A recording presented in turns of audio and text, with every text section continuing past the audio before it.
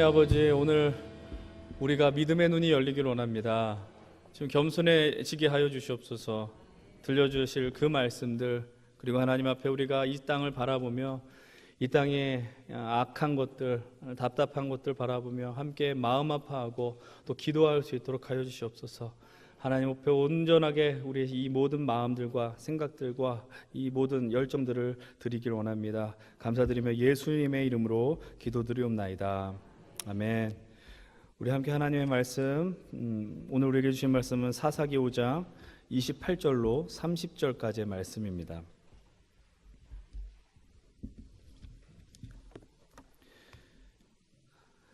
사사기 5장 28절로 30절까지의 말씀입니다.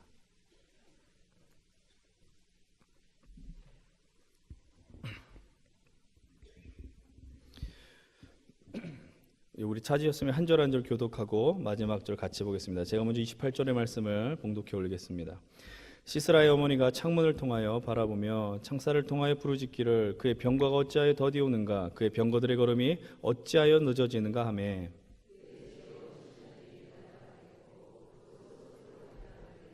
같이 봅니다. 그들이 어찌 노량물을 얻지 못하였으랴, 그것을 나누지 못하였으랴, 사람마다 한두 처녀를 얻었으리로다. 시스라는 채색 옷을 노략하였으리니 그것은 수놓은 채색 옷이리로다. 곧 양쪽에 수놓은 채색 옷이리니 노략한 자의 목에 꿈이리로다 하였으리라. 아멘. 오늘 이 자리에 오신 모든 우리 주님의 자녀들, 우리 성도님들 주님을 축복하고 환영합니다. 우리 옆에 있는 분들 보시면서 우리 이렇게 고백합니다. 주님의 일하심을 봅시다. 이렇게 고백하겠습니다. 주의 일하심을 봅시다. 우리가 기도한다라는 것은 주님이 일하시는 것을, 주의 역사를 보는 것입니다. 우리가 이렇게 부르짖는 것은 주님이 이 땅 위에서 일하시는 것을 보기 위함입니다. 우리가 그런 것을 기억하면서 오늘 이 자리에 있기를 원합니다. 우리 담임 목사님께서는 이제 북중 접경 비전 트립 이제 마지막 일정 다 마무리하시고 이제 내일 귀국하시게 됩니다. 오실 때까지 우리가 함께 좀 기도해 주시고 또 이 비전 트립을 통해서 또 우리 잠실교회가 앞으로 우리 통일 시대에 감당해야 될 귀한 사역들이 있음을 우리가 좀 함께 중보하셨으면 좋겠습니다. 말씀을 나눌 텐데요. 지난 여름, 그러니까 올 여름이죠. 올 여름에 있었던 이야기, 여름 아마 뉴스를 통해서 많이 접하셨을 거라고 생각을 합니다. 서대문에 있는 한 고등학교에서 벌어진 사건, 여러분 뭐 아실지 모르겠는데 아주 추악한 사건이 벌어졌습니다. 바로 성추행, 선생님이 학생들을 성추행한 사건이 일어난 것이죠. 그 학교의 남자 교사 한 5명이 동료 여교사와 여학생들을 향하여서 불필요한 신체 접촉 그리고 상대방으로 하여금 모멸감을 느낄 만한 언행을 던졌는데, 그때 조사된 바로 피해 학생이 거의 84명, 거의 뭐 90여 명에 가까운 학생들이 피해를 입었다, 뭐 이렇게 조사되었다라고 합니다.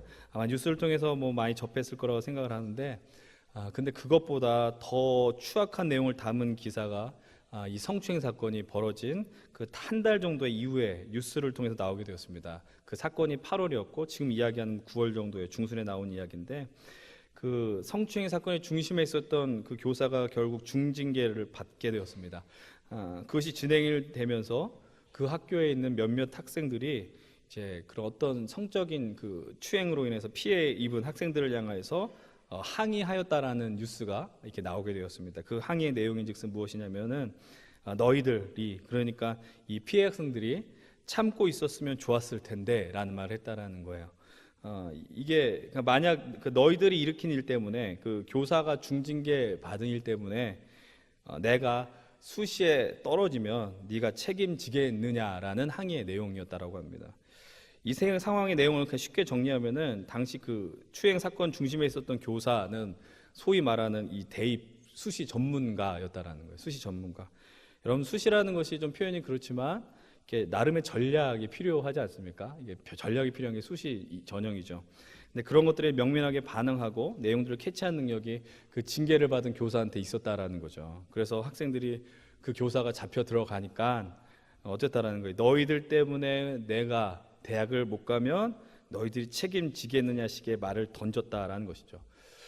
개인적으로 이 뉴스를 보면서 일단 씁쓸한 건 뭐 둘째치고 제 바람으로는 그런 이야기가 많으면 한 2명 정도만 했었으면 좋았겠다 이런 생각을 하는 거예요. 그러니까 한두 명이 한 이야기를 언론에서 이게 기사화 했으면 좋았겠다. 그러니까 좀 그런 소망을 갖고 있었다. 그게 많은 다수가 아니라 어쨌든 생각해 보면 너무나도 많이 아픈 이야기입니다. 과연 어떤 것들이 이 아이들로 하여금 이런 생각과 행동과 언행을 하게 됐을까라는 것. 오늘 우리가 이제 말씀 본문을 읽었어요. 한 어머니 에피소드가 나오게 되는데 이 말씀을 통해서 좀 우리의 현실도 봤으면 좋겠고 또 우리의 기도 내용도 점검해 봤으면 좋겠다라는 생각을 해봅니다. 우리가 주목하는 그 사람의 이름은 바로 이름이 등장하지는 않아요. 그 사람은 바로 시스라의 어머니입니다. 그녀가 어떤 사람인지를 알기 위해서는 본문에 기록된 내용뿐만 아니라 앞에 나오는 그 시스라가 누구인지에 대해서 우리가 좀 살펴볼 필요가 있죠. 시스라는 누구냐? 시스라는 이스라엘을 힘들게 한 가나안의 군대 장관이었습니다. 군대 장관이었고요. 그때 당시 왕이 야빈이었는데 야빈의 통치 아래 그 군대 장관으로서의 위용을 자랑했습니다. 사사기 4장 3절을 보게 되면 가나안이 철병거 900대가 있었다라는 표현이 나오고 또 20년 동안 이스라엘을 압제했다라는 표현이 나오게 되는 겁니다. 그런 강력한 군대를 이끌었던 것이 바로 이 시스라였다라는 것이죠. 시스라는 어떤 존재였을까? 오늘 말씀을 보면은 패배를 모르는 지휘관이었다라는 생각을 해봅니다. 그리고 좀 요즘의 시대를 끌어서 사용하자면 그는 소위 말하는 아마 엄친아가 아니었을까라는 생각을 해봅니다. 못하는 게 없는 아이죠. 뭐 요즘 말로 하면 공부도 잘하고 스포츠도 잘하고 리더십도 탁월하고 그래서 그의 삶은 아마 승승장구했을 것이다. 왜 그런 이야기를 할 수 있는 근거가 무엇이냐? 오늘 한번 읽은 이 28절의 말씀을 한번 같이 한번 읽어봅니다. 본문 28절 함께 읽어봅니다. 시작. 시스라의 어머니가 창문을 통하여 바라보며 창사를 통하여 부르짖기를 그의 병거가 어찌하여 더디 오는가 그의 병거들의 걸음이 어찌하여 늦어지는가 하매 그녀가 부르짖었어요. 근데 창문을 통해서 부르짖었다라는 이야기를 합니다. 왜 부르짖느냐? 아들이 전쟁이 끝나서 돌아와야 하지 않는데 아직 안 돌아왔다라는 거예요. 이 말의 의미는 뭐예요? 지금까지 이랬었던 적이 한 번도 없었다라는 거죠. 그러니까 전쟁에서 안 돌아오는 그 아들을 바라보면서 마음속에 불길한 마음이 들었던 겁니다. 그때 이 시스라의 어머니와 함께 있었던 이 시녀들이 하는 얘기 그리고 그 이야기에 동조하는 이 어머니의 이야기는 정말 압권이죠. 그것이 무엇입니까? 29절과 30절 한번 또 읽어봅시다. 29절과 30절입니다. 그의 지혜로운 시녀들이 대답하였겠고 그도 스스로 대답하기를 그들이 어찌 노략물을 얻지 못하였으랴 그것을 나누지 못하였으랴 사람마다 한두 처녀를 얻었으리로다.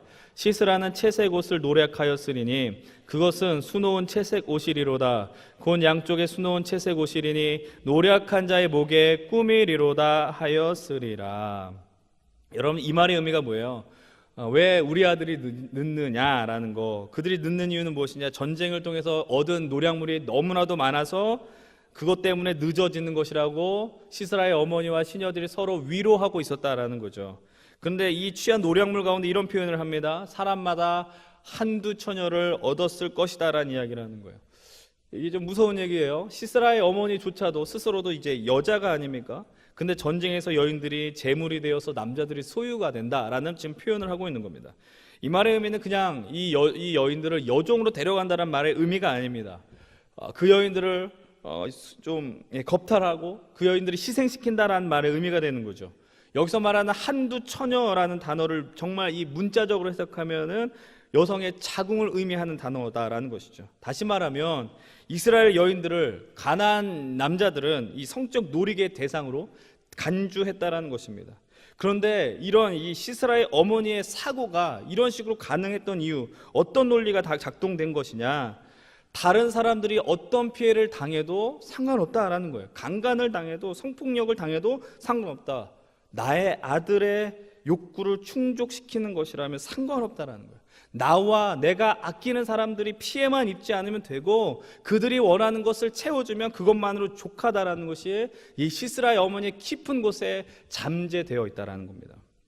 여러분 지금 제가 방금 이야기 나눈 게 오늘 읽은 이 스토리의 전부입니다. 짧지만 여러분 그런데 잠시 생각해 보면 너무나도 무서운 이야기 아닙니까?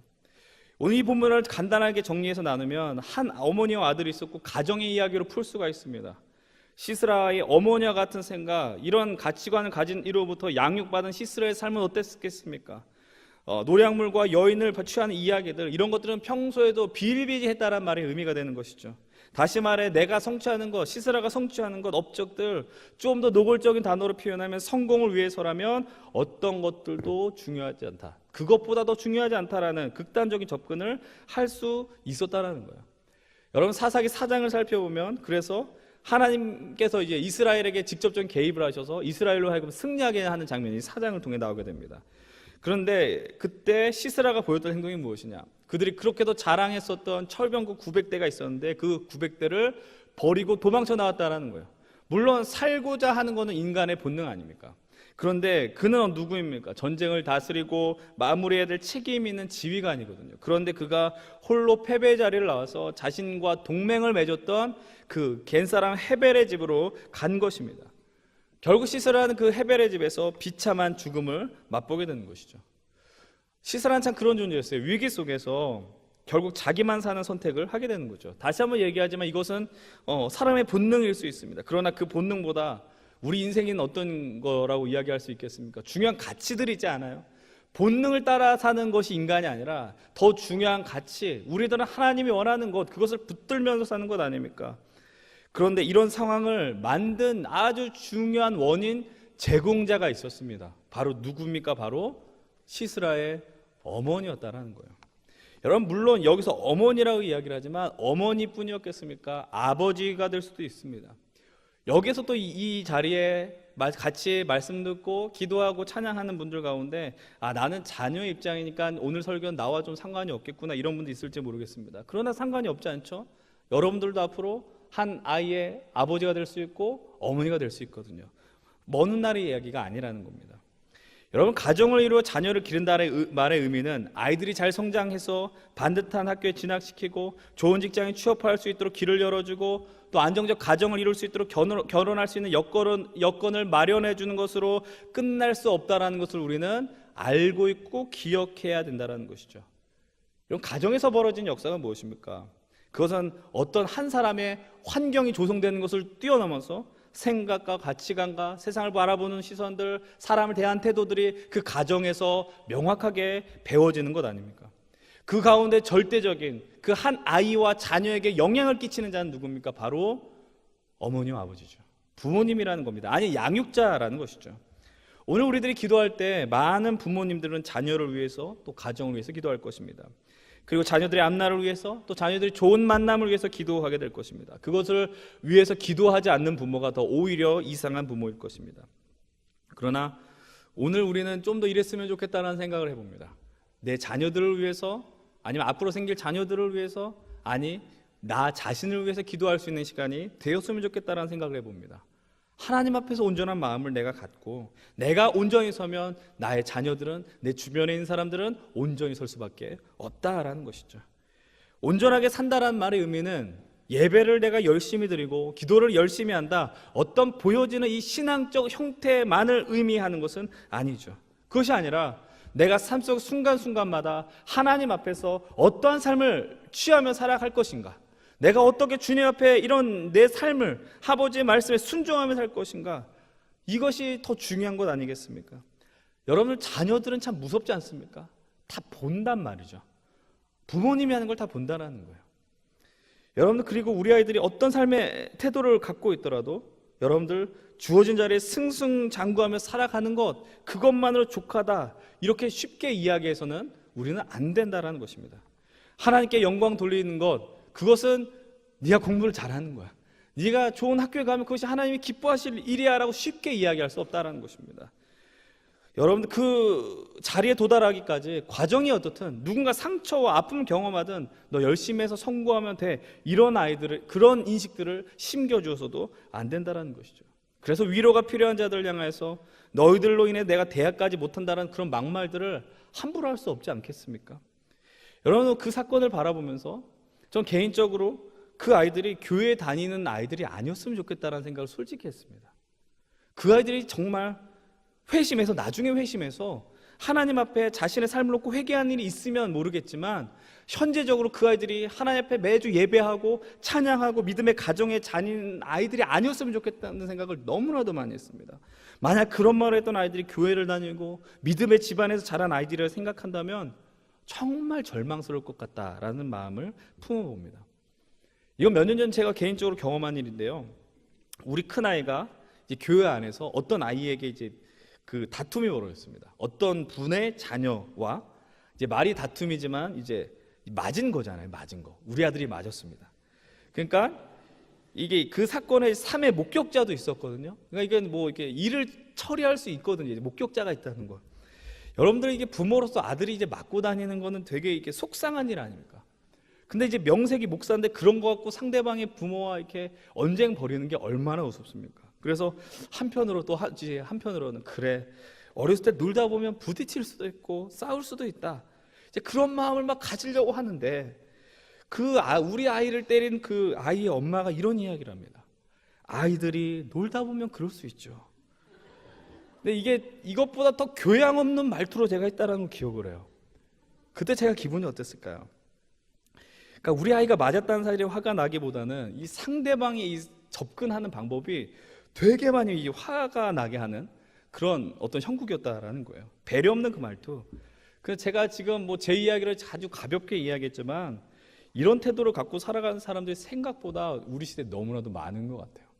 이제 오늘 설교를 다 원고를 다 쓰고 이제 집에서 잠깐 쉬다가 이제 뉴스를 잠깐 봤는데 하나님이 설교 때 예화로 쓰라고 보여주셨는지 모르겠는데 한 기사를 발견했어요. 그 기사가 무엇이냐? 골든 키즈라는 말이 나왔어요. 골든 키즈. 골든 키위가 아니고 골든 키즈인데 그 말의 의미가 뭔지 아세요? 그러니까 내 아이는 골든 키즈라는 거예요. 그러니까 아이가 어디서 이제 아이가 사고를 칠 수 있어요. 이건 뭐 나쁜 일이라기보다는 실수할 수 있습니다. 그런데 그때 부모들이 해야 될 일이 무엇이냐? 아이들이 실수하고 잘못함에 대해서 분명하게 지적해 줘야 되는 것. 이거 누구나 동의할 수 있는 거 아닙니까? 그런데 그것에 대해서 이야기하지 않고 그냥 아이 얼르는 것과 달래는 거에 정신 팔리는 거예요. 그래서 아이가 실수함으로 인해서 피해 입은 상대로 하여금 미안하다는 이야기를 하지 않는다라는 것이죠. 참 신기하지 않습니까? 미안하다는 말 그 하나 하는 것이 참 어려운 시대가 돼버렸다는 거예요. 처음에 말씀드렸던 이 서대분의 고등학교에서 벌어진 일이 그 학교만의 일 아니면 단순한 현상이라고 저는 생각하지 않습니다. 너무나도 많은 아이들이요 자신만의 삶에 몰두해 있습니다. 다른 이의 어떤 마음과 형편과 상태에 많은 관심이 없는 거예요. 누가 아파든지 누가 쓰러져 가든지. 그래서 요즘 여러분들 심심치 않게 나온 뉴스들 중에 하나가 무엇입니까? 소위 말하는 갑질한다는 거예요. 갑질한다는 거. 여러분 손님들이 점원들을 향해서 도를 넘는 행태를 보이는 것들. 그러니까 상대방은 어떠하든지 내가 기분이 나쁘니까 너는 내 기분을 받아줘야 돼라는 거. 정말 무시무시한 접근 아닙니까? 또 한 가지 뉴스가 나왔어요. 젊은 20, 30대 부부들이 아파트에서 수고하시는 경비하시는 그 어른들을 향해서 쉽게 반말하고 무시하고 있다는 게 그것이 남의 이야기 그냥 이게 어렵지 않게 발견하는 사건이 아니라는 겁니다. 여러분 그런 것들은요 제가 분명하게 말씀드리는데 아주 천박한 죄악의 발로라는 것을 기억해야 돼요. 여러분들 그게 얼마나 악한 것입니까? 상대방이 약하고 연약하기 때문에 내가 그 사람을 무시할 수 있다는 것. 그런 가운데서 우리가 놓치지 말아야 되는 게 있어요. 그것이 무엇이냐면은 그러한 삶의 태도가 드러난 사람들은 무척이나 아픈 사람이라는 거예요. 전 그런 사람들이 아픈 사람이라고 생각을 합니다. 여러분 자녀들이 단순히 사춘기 시절에 반항하는 것, 열심히 학원을 보냈는데 성적이 오르지 않는 것, 그것이 큰 문제가 아니에요. 삶 속에서 나만 생각하는 것, 상대방을 배려할 줄 모르는 것, 나만 아니면 괜찮다라는 게 그게 더 큰 문제고 병이라는 것입니다. 여러분 사실 이 시대의 우리의 아이들이, 이 시대의 청년들이 얼마나 아픈지 모릅니다. 여러분 너무나도 오늘 주제가 무겁지 않습니까? 여러분 제가 그것을 감수하고 지금 이 말씀을 전하는 거예요. 저도 위로하고 부르짖고 그런 말씀 전하고 싶다가도 우리의 현실이 너무나도 아픈 걸 못 견디는 거예요. 여러분 그런데 문제가 더 있어요. 그 아픔의 원인이 어디 있는지도 모른 채 아이들이 그렇게 하는 모습을 보면서 가슴 치는 부모들이 많이 있다라는 겁니다. 사실 그 원인은 모두 다 95%, 99% 부모에게 있다라는 것입니다. 오늘 이 시간 우리가 자녀들을 위해 기도할 때 여러분들 단순하기보단 조금 더 넓고 길고 더 멀리 보면서 기도했으면 좋겠어요.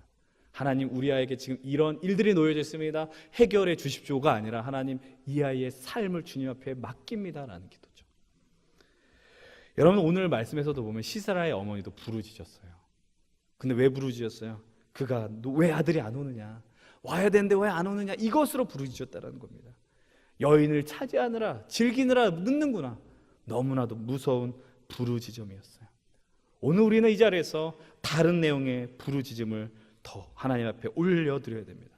자녀들을 위한 기도, 더불어 나 자신을 위한 기도, 내가 지금까지 엉뚱하게 방향을 잡고 있었다면 회개하는 기도, 그 기도를 이 시간 함께 드리기로 원합니다. 우리 함께 좀 찬양했으면 좋겠어요. 하나님 앞에 말씀을 기억하며 주님, 우리의 이 땅이 회복되어지기로 합니다. 여러분들 그저 그런 대로 이게 아니에요. 여러분, 이 땅에 하나님 우리를 보내주셨어요. 삶에 던져주셨어요. 구경하라고 주신 거 아닙니다. 여러분, 아파할 자리에 아파하셔야 돼요. 가슴 칠 자리에 가슴을 치셔야 됩니다. 그리고 나는 상관없어라고 바라보셔는 안 됩니다. 이 땅을 바라보면서 하나님 앞에 선택받은 자들로서 우리가 함께 기도하는 특권을 누리시고 이 땅을 고쳐주실 하나님을 기대하면서 나갔으면 좋겠습니다. 이 시간 함께 부흥 찬양하시겠습니다. 이 땅의 황망